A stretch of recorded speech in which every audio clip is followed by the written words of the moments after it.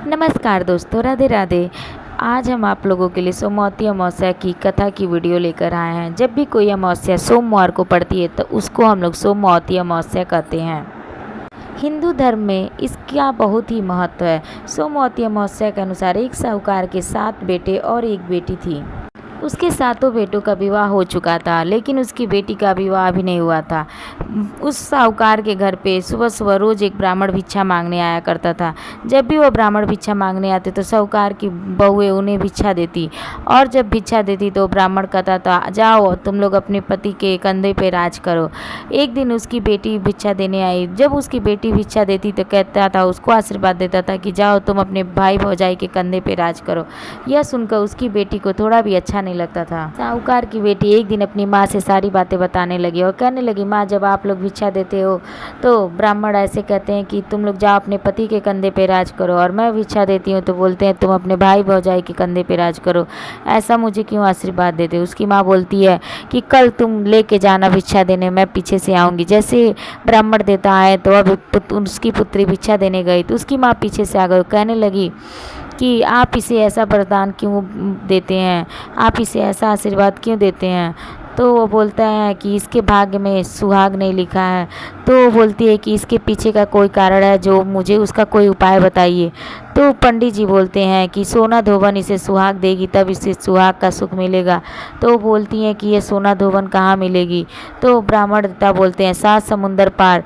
उसकी माँ आकर अपने बेटों से यह बात कहती है। उसके सातों पुत्र ने उनकी बात सुनी, लेकिन सभी ने मना कर दिया। सबसे छोटा बेटा 7वां बोलता है कि माँ मैं लेके जाऊँगा। वह अपनी बहन को लेके जाता है। चलते चलते नदी के किनारे वो लोग आके बैठ जाते हैं। वहीं पे एक वृक्ष रहता है। वृक्ष पे एक बहुत ही बड़ा और जहरीला सांप चढ़ने लगता है। तभी उसकी बहन की नज़र उस पर पड़ती है और वो देखती है कि वृक्ष पे 2 छोटे छोटे किसी भी पक्षी के बच्चे हैं। तो वो अपने भाई से कहती है कि भाई अगर ये सांप इन पक्षियों के अंडे को खा जाएगा तो उसकी माँ आएगी तो उसे कितना बुरा लगेगा। ऐसा कहते हुए तभी उसका भाई उस सांप को मार के और वहीं वृक्ष के नीचे की एक बड़ी टोकरी से ढक देता है। तभी एक नदी में हंस और हंसनी दोनों आते हैं और अपने बच्चों के पास खून और नीचे पड़ा हुआ खून देखकर डर जाते हैं, और वो हंस हंसनी दोनों भाई बहन को चोंच मारने लगते हैं।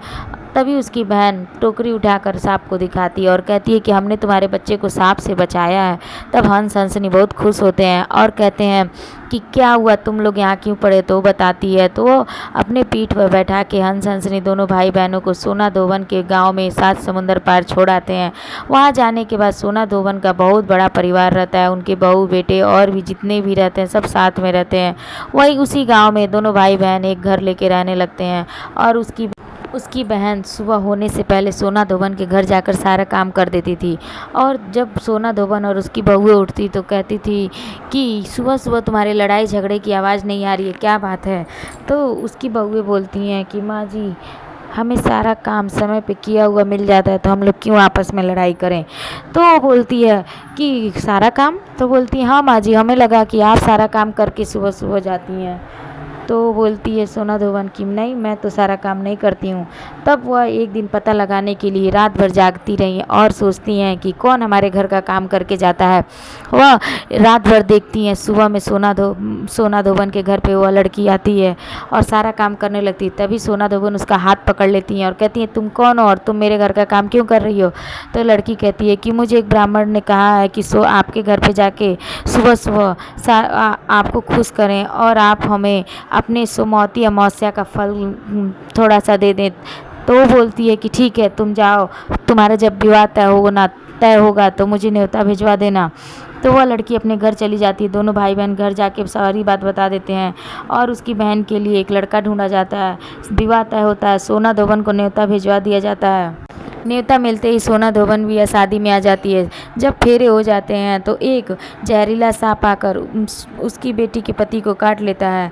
तभी वह सोना धोबन आके अपने मांग से थोड़ा सा सिंदूर लगाती है और अपने सोमवती अमावस्या का फल उसके पति को थोड़ा सा संकल्प लेके जल पिलाती है और उसका पति जीवित हो जाता है। यह सब देखकर सभी लोगों को बहुत आश्चर्य होता है। तब से उस साहूकार की सातों बहुएं और उसकी बेटी ने संकल्प लिया कि आज से हम लोग भी सोमवती अमावस्या करेंगे और इस तरह सोमवती अमावस्या करने से अखंड सुहाग का वरदान मिलता है। बोलो सोमवती अमावस्या की जय। राधे राधे।